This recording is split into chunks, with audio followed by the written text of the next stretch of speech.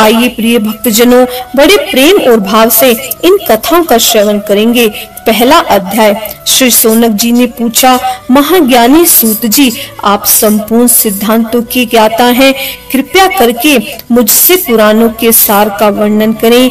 ज्ञान और वैराग्य सहित भक्ति से प्राप्त विवेक की वृद्धि कैसे होती है तथा साधु पुरुष कैसे अपने काम, क्रोध आदि विकारों का निवारण करते हैं।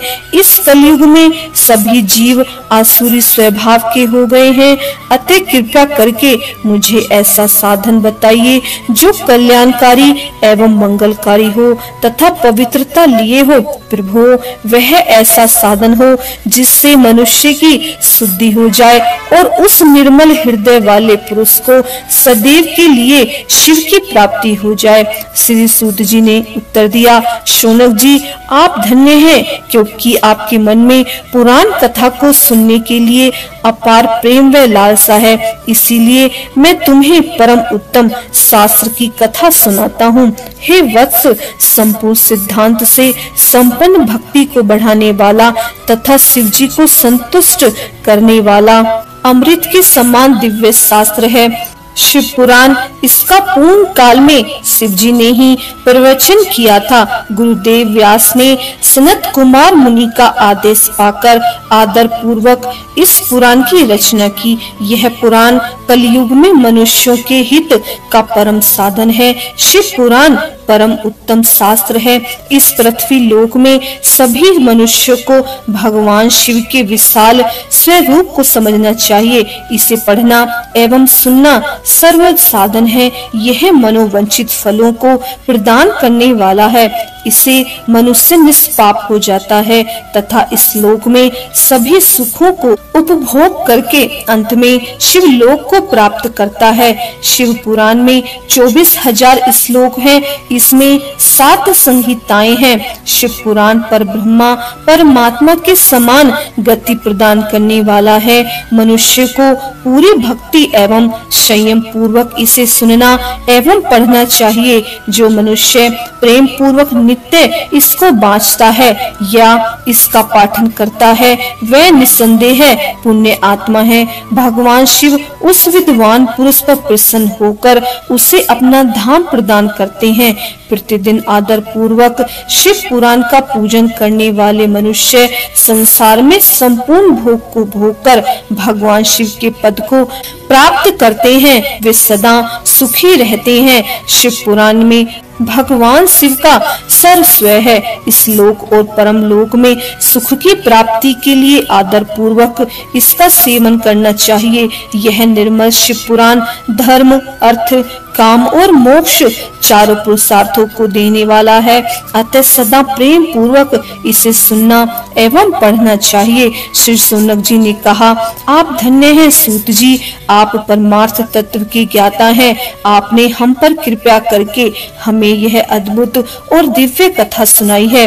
भूतल पर इस कथा के समान कल्याण का और कोई साधन नहीं है। आपकी कृपा से यह बात हमने समझ ली है। सूत जी, इस कथा के द्वारा कौन से पापी शुद्ध होते हैं, उन्हें कृपा करके बताकर इस जगत को कृतार्थ कीजिए। सूत जी बोले, मुने, जो मनुष्य पाप, दुराचार तथा काम, क्रोध, मद, लोभ में निरंतर डूबे रहते हैं, वे ही शिव पुराण पढ़ने अथवा सुनने से शुद्ध हो जाते हैं तथा उनके पाप का पूर्णतया नाश हो जाता है। इस विषय में मैं तुम्हें एक कथा सुनाता हूँ। बहुत पहले की बात है कि रातों के नगर में देवराज नाम का एक ब्राह्मण रहता था। वह ज्ञान में दुर्बल, गरीब, रस बेचने वाला तथा वैदिक धर्म से विमुख था। वह स्नान संध्या नहीं करता था तथा उसमें वेश्यावृत्ति बढ़ती ही जा रही थी। वह भक्तों को ठगता था। उसने अनेक मनुष्य को मारकर उन सबका धन हड़प लिया था। उस पापी ने थोड़ा सा भी धन धर्म के काम में नहीं लगाया था। वह वेश्यागामी तथा आचार भ्रष्ट था। एक दिन वह घूमता हुआ देव योग से प्रतिष्ठानुसार झूसी प्रयाग जा पहुंचा। वहां उसने एक शिवालय देखा जहां बहुत से साधु महात्मा एकत्र हुए थे। देवराज वहीं ठहर गया। वहां रात में उसे ज्वर आ गया और उसे बड़ी पीड़ा होने लगी। वहां पर एक ब्राह्मण देवता शिव पुराण की कथा सुना रहे थे। ज्वर में पड़ा देवराज भी ब्राह्मण के मुख से शिव कथा को निरंतर सुनता रहा था। 1 मास बाद देवराज ज्वर से पीड़ित अवस्था में चल बसा। यमराज के दूत उसे बांधकर यमपुरी ले गए। तभी वहां शिवलोक से भगवान शिव के पार्षद आ गए। वे कर्पूर के समान उज्जवल थे। उनके हाथ में त्रिशूल, संपूर्ण शरीर पर भस्म और गले में रुद्राक्ष की माला उनके शरीर में शोभा बढ़ा रही थी। उन्होंने यमराज के दूतों को मार पीट कर देवराज को यमदूत के चंगुल से छुड़ा लिया और वे उसे अपने अद्भुत विमान में बिठाकर अपने भवन से बाहर आए। साक्षात रुद्रों के समान प्रतीत होने वाले इन दूतों का धर्मराज ने विधि पूर्वक पूजन कर ज्ञान दृष्टि से सारा मामला जान लिया। उन्होंने भय के कारण भगवान शिव के दूतों से कोई बात नहीं पूछी। तत्पश्चात शिवदूत देवराज को लेकर कैलाश चले गए और वहां पहुंचकर उन्होंने ब्राह्मण को करुणावतार भगवान शिव के हाथों में सौंप दिया। शौनक जी ने कहा, महाभाग सूत जी, आप सर्वज्ञ हैं। आपकी कृपा प्रसाद से मैं कृतार्थ हुआ। इस इतिहास को सुनकर मेरा मन आनंदित हो गया है। अतः भगवान शिव में प्रेम बढ़ाने वाली दूसरी कथा कहिए। श्री सूत जी बोले, शौनक सुनो, मैं तुम्हारे सामने एक अन्य गोपनीय कथा का वर्णन करूंगा। क्योंकि तुम शिव भक्तों में अग्रगण्य व देवताओं में श्रेष्ठ हो। समुद्र के निकटवर्ती प्रदेश में वाशकल नामक गांव था। वहां वैदिक धर्म से विमुख महापापी मनुष्य रहते थे। वे सभी दुष्ट हैं एवं उनका मन दूषित विषय भोगों में ही लीन रहता है। वे देवताओं एवं भाग्य पर विश्वास नहीं करते। वे सभी कुटिल वृत्ति वाले हैं, किसानी करते और विभिन्न प्रकार के अस्त्र शस्त्र रखते हैं। वे व्यभिचारी हैं। वे इस बात से पूर्णतः अनजान हैं कि ज्ञान, वैराग्य तथा सद्धर्म ही मनुष्य के लिए परम पुरुषार्थ है। वे सभी पशु बुद्धि हैं और अन्य समुदाय के लोग भी उन्हीं की तरह बुरे विचार रखते हैं, धर्म से विमुख हैं। वे नित्य कुकर्म में लगे रहते हैं एवं सदा विषय भोग में डूबे रहते हैं। वहाँ की स्त्रियां भी बुरे स्वभाव की हैं, स्वेच्छाचारिणी, पाप में डूबी कुटिल सोच वाली और व्यभिचारिणी है। वे सभी सद्व्यवहार तथा सदाचार से सर्वथा शून्य हैं। वहाँ सिर्फ दुष्टों का निवास है। वाशकल नामक गांव में बिंदु नाम का एक ब्राह्मण रहता था। वह अधर्मी, दुरात्मा एवं महापापी था। उसकी स्त्री बहुत सुंदर थी। उसका नाम चंचुला था। वह सदा उत्तम धर्म का पालन करती थी, परंतु बिंदु वेश्यागामी था।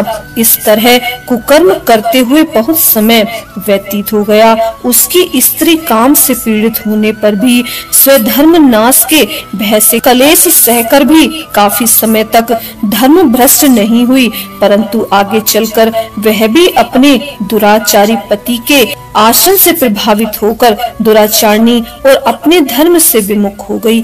इस तरह दुराचार में डूबे हुए उन पति पत्नी का बहुत सा समय व्यर्थ बीत गया। वेश्यागामी, दूषित बुद्धि वाला वह दुष्ट ब्राह्मण बिंदु समय अनुसार मृत्यु को प्राप्त हो गया। नरक में भयंकर पिशाच हुआ। इधर उस दुराचारी बिंदु के मर जाने पर वह चंचुला नामक स्त्री बहुत समय तक पुत्रों के साथ अपने घर में रहती थी। पति के मृत्यु के बाद वह अपने धर्म से गिरकर पर पुरुषों का संग करने लगी थी। सतियां विपत्ति में भी अपने धर्म का पालन नहीं छोड़ती। यही तो तप है। तप कठिन तो होता है, लेकिन इसका फल मीठा होता है। विषयी इस सत्य को नहीं जानता, इसीलिए वह विषयों के विष फल का स्वाद लेते हुए भोग करता है। एक दिन देव योग से किसी पुण्य पर्व के आने पर वह अपने भाई बंधुओं के साथ गोकर्ण क्षेत्र में गई। उसने तीर्थ के जल में स्नान किया एवं बंधु जनों के साथ यत्र तत्र घूमने लगी। घूमते घूमते वह एक देव मंदिर में गई। वहां उसने एक ब्राह्मण मुख से भगवान शिव की परम पवित्र एवं मंगलकारी कथा सुनी। कथावाचक ब्राह्मण कह रहे थे कि जो स्त्रियां व्यभिचार करती हैं वे मरने के बाद जब यमलोक जाती हैं तब यमराज के दूत उन्हें तरह तरह से यंत्रणा देते हैं। वे उनके कामांगों को तप्त लोहे के पुरुष से उसका संसर्ग करते हैं। ये सारे दंड इतनी वेदना देने वाले होते हैं कि जीव पुकार पुकार कर कहता है कि अब वह ऐसा नहीं करेगा, लेकिन यमदूत उसे छोड़ते नहीं हैं। कर्मों का फल तो सभी को भोगना पड़ता है। देव ऋषि मनुष्य सभी इससे बंधे होते हैं। ब्राह्मण के मुख से यह वैराग्य बढ़ाने वाले कथा सुनकर चंचला भय से व्याकुल हो गई। कथा समाप्त होने पर सभी लोग वहां से चले गए। तब कथा बांटने वाले ब्राह्मण देवता से चंचला ने कहा, हे ब्राह्मण, सभी धर्म को न जानने के कारण मेरे द्वारा बहुत बड़ा अपराध हुआ है। हे स्वामी, मेरे ऊपर कृपया कर मेरा उद्धार कीजिए। आपके प्रवचन को सुनकर मुझे इस संसार से वैराग्य हो गया है। मुझ मूढ़ चित्त वाली पापनी को धिक्कार है। मैं निंदा के योग्य हूँ। मैं बुरे विषयों में फंसकर अपने धर्म से विमुख हो गई थी। कौन मुझ जैसे कुमार्ग में मन लगाने वाले पापनी का साथ देगा? जब यमदूत मेरे गले में फंदा डालकर मुझे बांध कर ले जाएंगे और नरक में मेरे शरीर के टुकड़े कर देंगे, तब मैं कैसे उन महा यातनाओं को सहन कर पाऊंगी। मैं सब प्रकार से नष्ट हो गई, क्योंकि अभी तक मैं हर तरह से पाप में डूब रही हूँ। हे ब्राह्मण, आप मेरे गुरु हैं, आप ही मेरे माता पिता हैं। मैं आपकी शरण में आई हूँ। मुझ अबला का आप ही उद्धार कीजिए। सूत जी कहते हैं, शौनक, इस प्रकार विलाप करती हुई चंचला ब्राह्मण देवता के चरणों में गिर पड़ी। तब ब्राह्मण ने उसे कृपा पूर्वक उठाया। ओम नमः शिवाय। इसके आगे का श्रवण हम कल करेंगे।